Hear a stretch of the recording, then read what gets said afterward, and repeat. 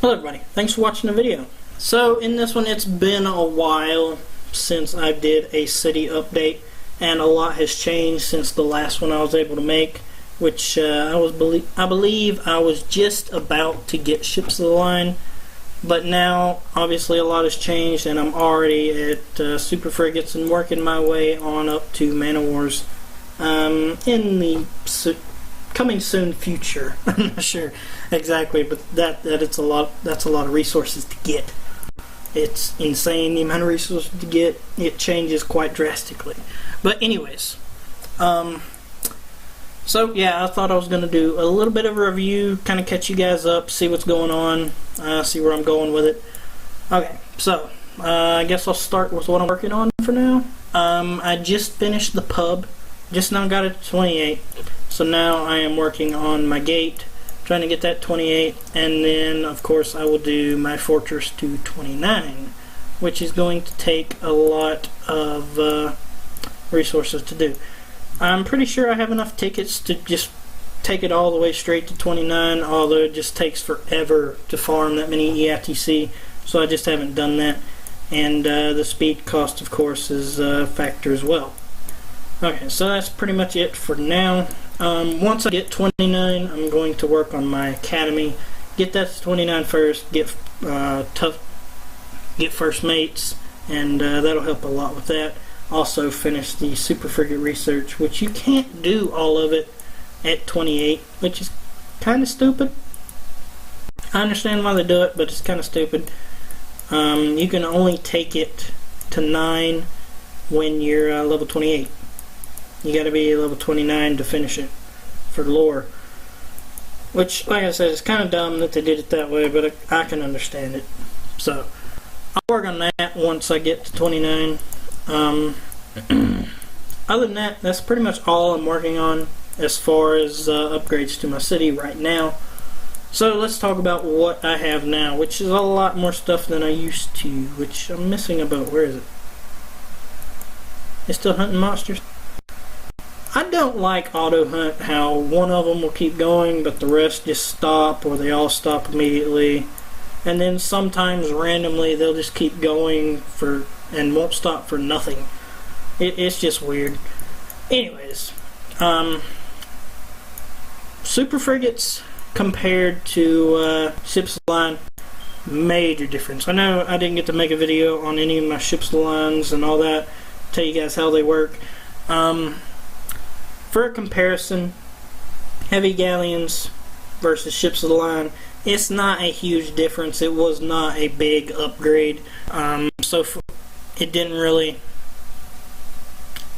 It was not a very, very noticeable difference. They were not super overpowered. Now, ships of the line compared to super frigates, that is a huge jump. They work a whole lot better. Now, of course, with the higher level, I also tacked on a lot of research. It is now 5.7 million research, whereas before I was skipping all the research and just doing fortress levels. But once I got up here, I started doing a whole lot of research, and now I am a whole lot better off stat-wise and all that good stuff. So my ships are even more overpowered and all that. I guess I'll take you through the research, show you guys that. Maybe some of you guys will want to see that. This is 74% done for ruling. All that's done, all that good stuff. Really, the only thing I can do without leveling up my fortress again is these right here. After that, it takes level 29 to do the rest. Actually, level 30 to do the rest. So I can't even do this down here until I get to 30. Okay. Pirate research, it's a little bit lacking. It's 59%, but it's down through here. Gotta finish the quartermasters, and then first mates unlock at 29. But the rest of it's pretty much done. The only thing that's not done is tough pirates and the first mate stuff. Okay, ship research, mostly done, as you guys seen when I scrolled through it a minute ago. The only thing that is not done is the ships to the line. A couple of these super expensive ones that unlock once you max them out. See, they're just insane. They cost more than the Fortress does, silver-wise. And all this good stuff down through here that I've not unlocked yet. Resource-wise, it's pretty much useless. Mostly, there's a few good things in here, but it's mostly done. There's a few things that I could do, but it's not really a big thing on the list. How far could I go? Okay, so I can go down to there for the most part and max all that out, but that's not the first thing on my agenda to do. War research, it's going well. 23% done so far. Did a lot since I last made a video on this stuff, but researches that you guys want to go for in this, so you guys don't waste your blood coins, which is very easily done. It takes so long to gather them, and then you can mess up real quick by doing the wrong research.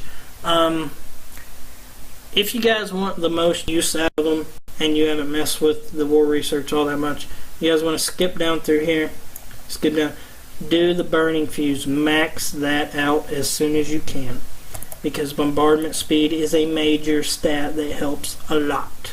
I cannot stress that enough. Bombardment speed makes a lot of difference. Another thing that really makes a lot of difference is the debuffs. You want as much debuffs as you can. That makes a huge difference as well. And this, unlike other stats, accounts for everything. It's not tied just to siege or conquest or defense.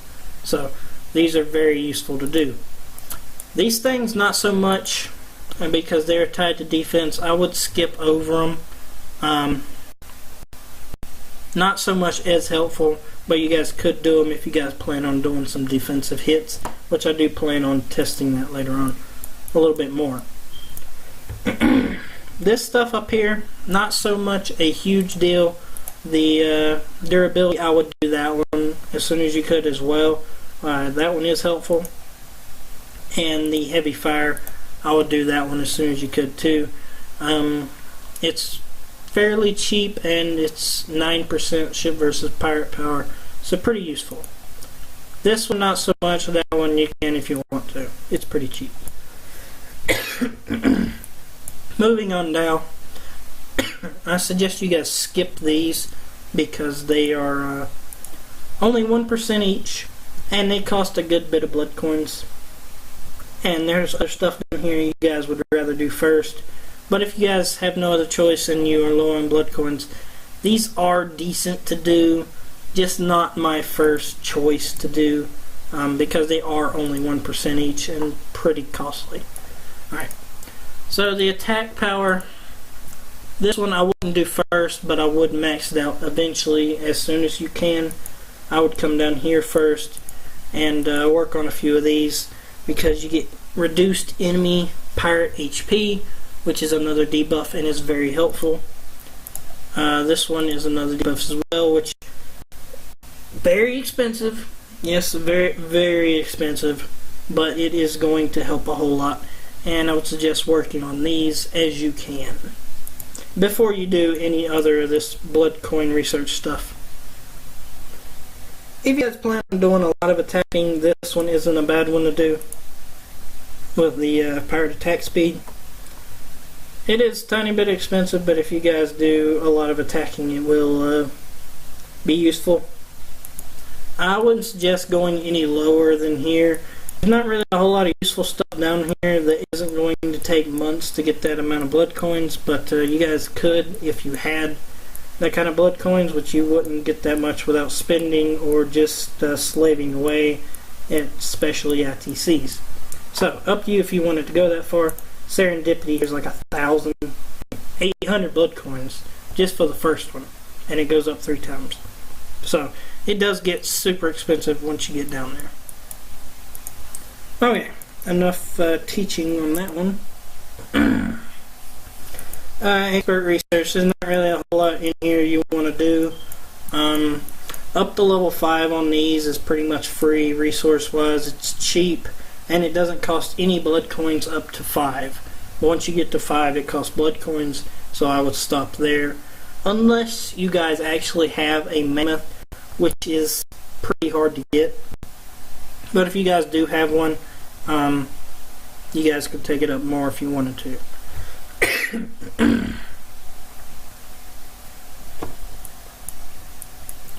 So, like I said, not really a whole lot in here you want to do. It is kind of a waste of blood coins to do any of this, but you could if you wanted to. I did the monster slaying sale speed down here. It's only a couple percent and it costs quite a bit of blood coins, so I wouldn't recommend that one, but that's up to you if you wanted to. Okay, research wise, that's pretty much it. Okay, that's pretty much it for the update, guys. Special ship wise, I'm working on the Queen Anne. This is the only ship, special ship that I'm going to take to a higher level. These two can just stay at 16 for now, and the only reason they're at 16 is because they can hold more pirates. And oh yeah, that's a tip that I can kind of give you guys. I was planning on doing a video of it, but it would be kind of a short video. If you guys keep this area clear when you guys are attacking stuff, or you're going for a port or something, all those extra troops that just sit there are just going to get demolished if you get hit. So try to keep your troop count low enough to only fill your boats up that you're going to be using.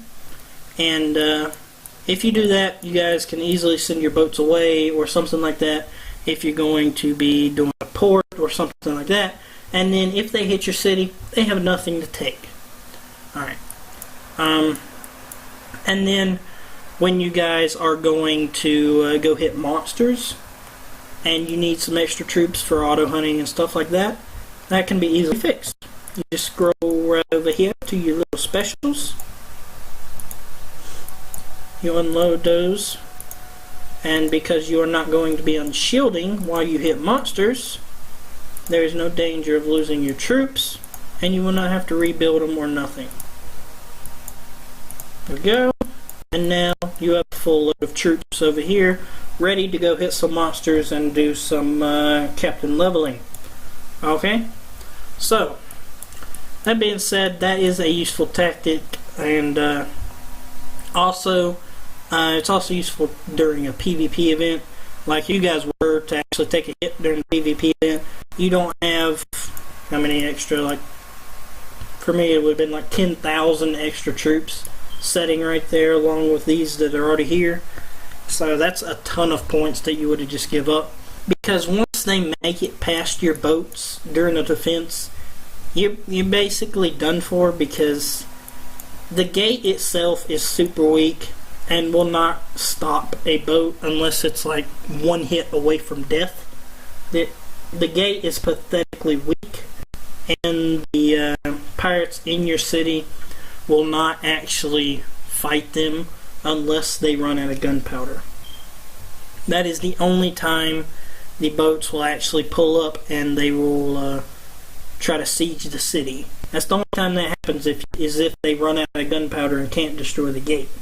They'll siege the city, and then your pirates will actually fight them, which is very seldom that happens right now. It might be more common later on, but right now it doesn't hardly ever happen. I've only had it happen twice ever since I started playing this. Alright, so later on it might be more of a benefit, but for right now, keep your troop counts low, guys. Only fill up your boats, and then that will help you guys out.